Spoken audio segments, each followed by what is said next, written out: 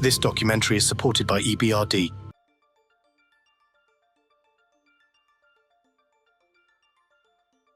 What does it take to launch a startup in Central and Eastern Europe? In this first episode of our docuseries, we explore the critical first steps, turning an idea into reality.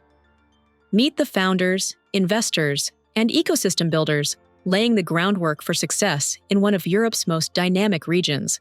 Bulgaria is emerging as a beacon of innovation and resilience, where founders, investors, and visionaries are building businesses that drive progress and create lasting value for the region of Eastern Europe. In 2023 alone, Bulgarian startups attracted 200 million euros in venture capital funding, marking a substantial increase compared to previous years. In this series of episodes, we will dive into the heart of Sofia to meet some of the entrepreneurs, investors, and ecosystem builders shaping this transformation. Through their voices and stories, we hope to encourage others to pursue their visions and ignite hope for Bulgaria as a place where growth is achievable. Every journey starts with a choice, a spark that drives people to begin something new. In this segment, we dive into what inspired our entrepreneurs to take the leap and start their ventures, each with their unique motivations and stories.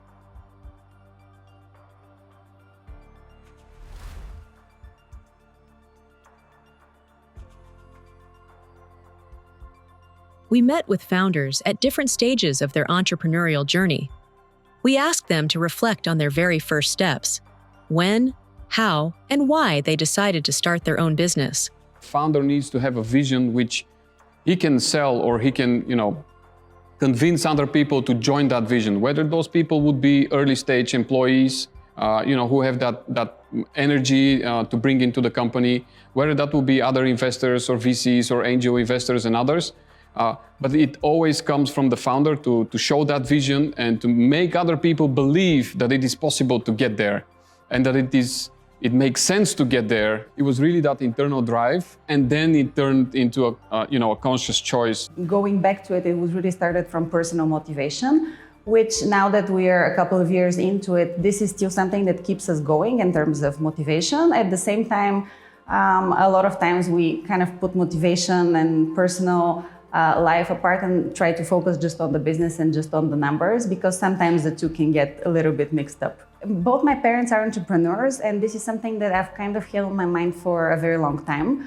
Honestly, when I decided to do it, I don't think I fully anticipated all the challenges and all the risk involved, and the fact that by that point I already had 2 kids to take care of financially and also organizationally. The reason why I decided to start VEDA Accounting, it's been a dream of mine to have something of my own and actually being able to help other people, but in the way that I want to help them. Because usually when you're part of an organization, you need to follow the rules of the people that have founded it and the people that manage it. So I really wanted to be able to do this on my own and be able to do whatever I want. And I just fell in love with it. I mean, there's literally a video of me walking into the space on the first day, and it clicked. So I went to my investors and I said, okay, guys, look, I'd like us to take this office. I know it's too big. I know we need to invest in it.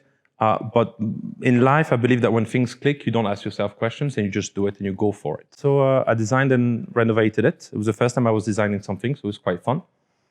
And that's how it all began. After 3 months, suddenly the entire community started joining us. And it felt like it was the right thing to do. It felt like I had a place where I belonged. And that's very important for me because I'm a complete and utter weirdo. Let's be realistic about it, but I'm perfectly assuming it. Launching a business often means working with limited resources, especially in the early days. Here, our founders share how they navigated the challenges of starting on a shoestring budget, making every dollar count to build their dreams from the ground up. How does one start with limited resources, and what keeps them motivated in the beginning? When the business lacks stable financing, founders share tips and tricks on what VCs want and how to survive in the very early days. I just don't play the game for the money. And I have never been playing it for the money. It was always for me, achieving that next step of personal development and, discovering new angles of my personality that I can develop and grow into. So you need a strong vision, which you can kind of, sell, if you wish, to other people. And then you bring these people in to work with you, because that energy is going to allow you to, pay them less in the early days, so that they can stick with you until you become, much stronger and you can, afford to spend more and to earn more and so on and so on. Yeah, starting with limited resources is not an exception, and I think particularly in these market conditions, it's much harder to get VC money than it was like 5 or 6 years ago. Now a lot of VCs want to have some traction, to have some customers, MVP, etc. Back then, when I was fundraising in 2017, great team, great idea, some technology, not necessarily MVP, was enough. Customers was not a prerequisite for your startup to get the funding. Now you need to have some traction, but it is not impossible. Well, actually, I'm not very good in metrics when it comes to angel investment. Usually, I invest at very early stages in these companies. So maybe the biggest factor for me is the team. Before investing in any of these companies, I just need to meet with the team and see if they're passionate enough, if they understand the market, if they understand the product, if there is the so-called founder market fit, if they are with the proper background for this. My angel investments are probably based more on gut feeling rather than data. For data, I rely on venture funds. We bootstrapped for about a year with our own money, and we purposefully didn't seek and didn't receive any outside investment. Our thinking was that we should do it at a little bit of a later stage where we already have some MVP, so we can get a better valuation. Then what happened is we applied for a few grants, and we got grants for a total of about 50K Bulgarian. Which is a small amount, but still when you don't have that many expenses in the beginning, it's fine.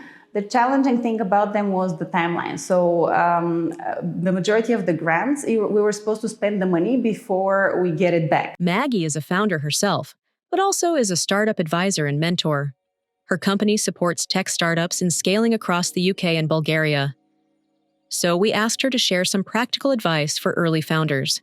One of the things that I often have to explain to maybe less experienced founders is that having money in your bank account does not mean that you're making a profit, or making a profit does not mean that you have money in your bank account. So these two things, cash and profits, are completely different. One thing that I believe is very important as a metric, especially for tech companies, SaaS products, is definitely recurring revenue.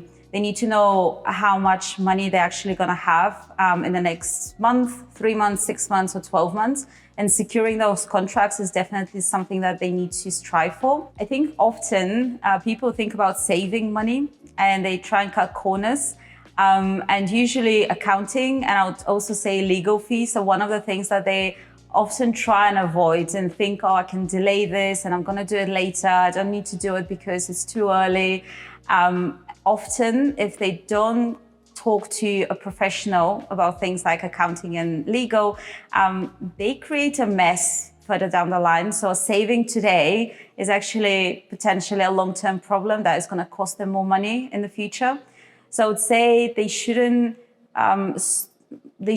save on things that will help them in the long run. They should plan potentially for the next 6 to 12 months in terms of cash flow, and they need to monitor their expenses today and the next month and so on.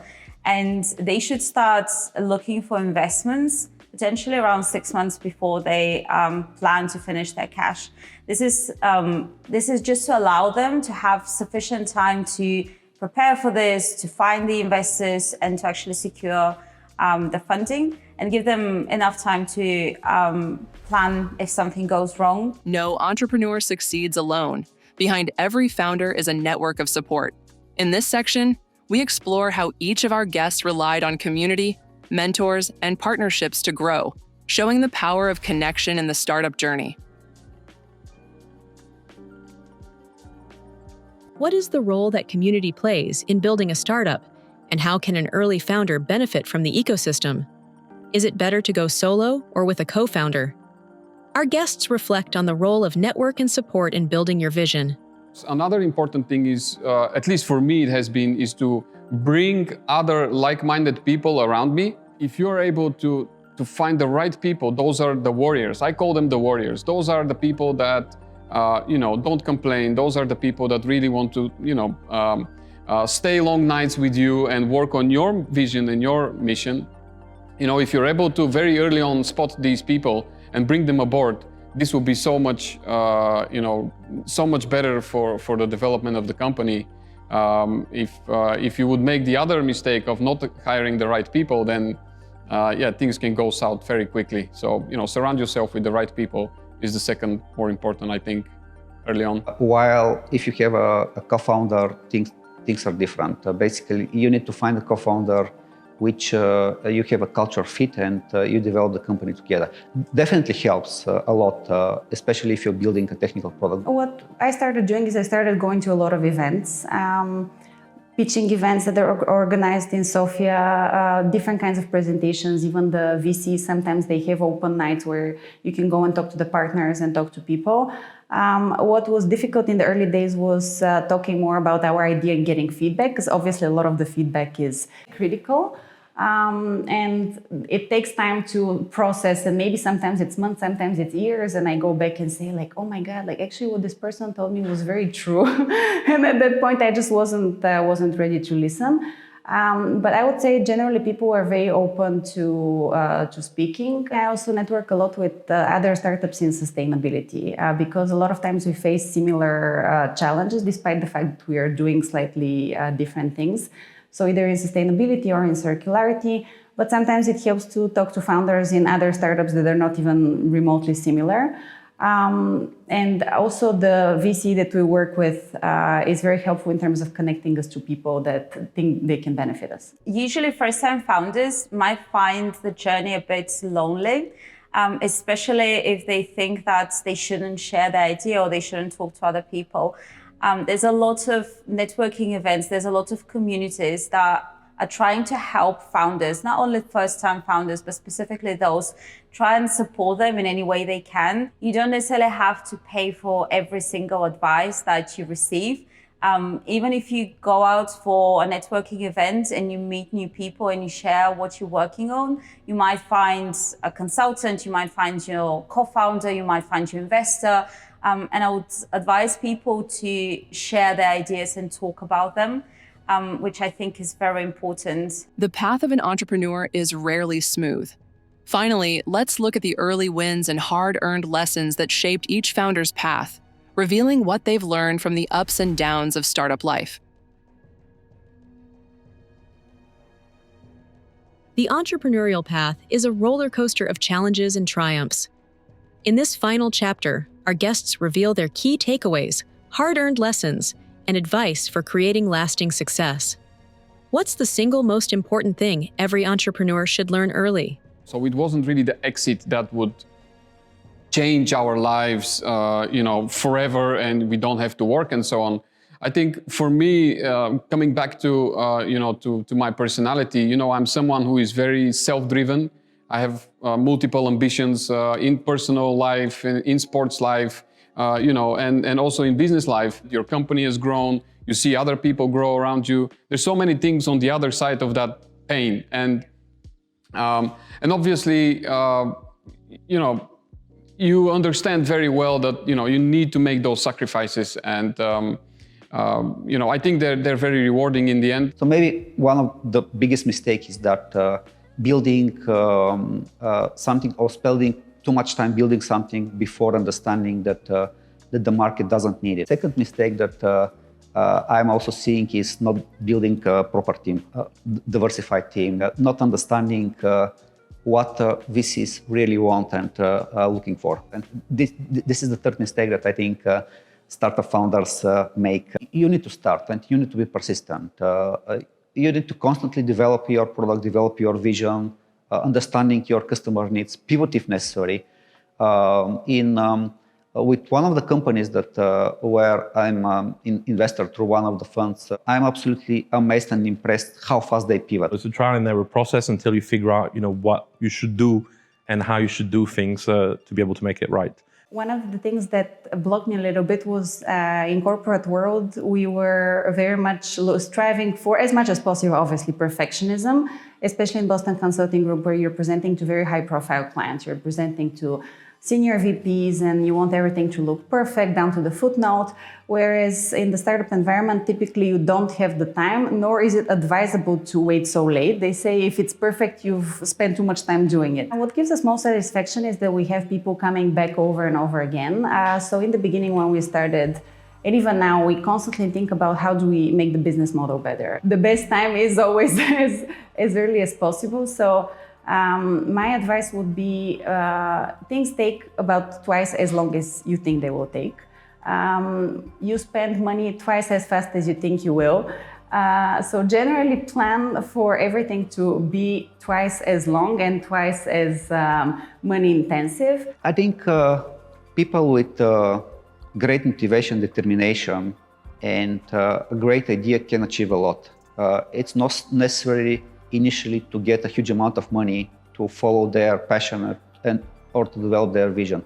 And maybe one of the advice that I would give them to be persistent, not to give up, to look at different opportunities, how they can start generating money. One important thing about funding is that investors don't like to invest in companies that look desperate. And if you know that you're running out of cash in a month and you don't have money to pay salaries, you definitely look desperate. So people need to plan ahead for sure. You need to work fast. You need to be focused. You shouldn't spend too much time in meetings at the beginning. And you need to be able to take decisions. I've seen many founders who I consider to be amazing COOs.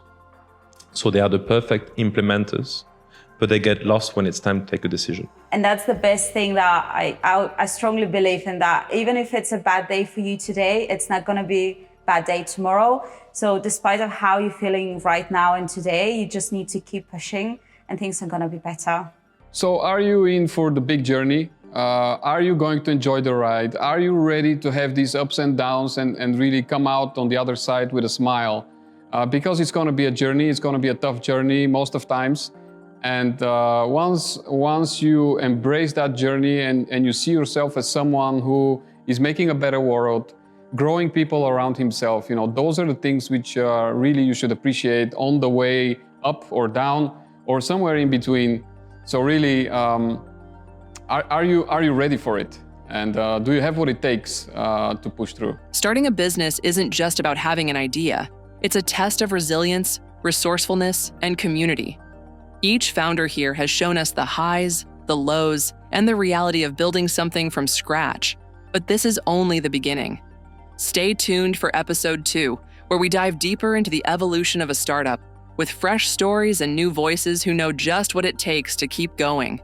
Building a startup is just the beginning. In episode 2, we'll dive into the challenges and triumphs of securing pre-seed funding. Join us as we explore the highs, lows, and key moments that define the pre-seed and seed stages. See you in the next chapter of the startup journey. This documentary is supported by EBRD,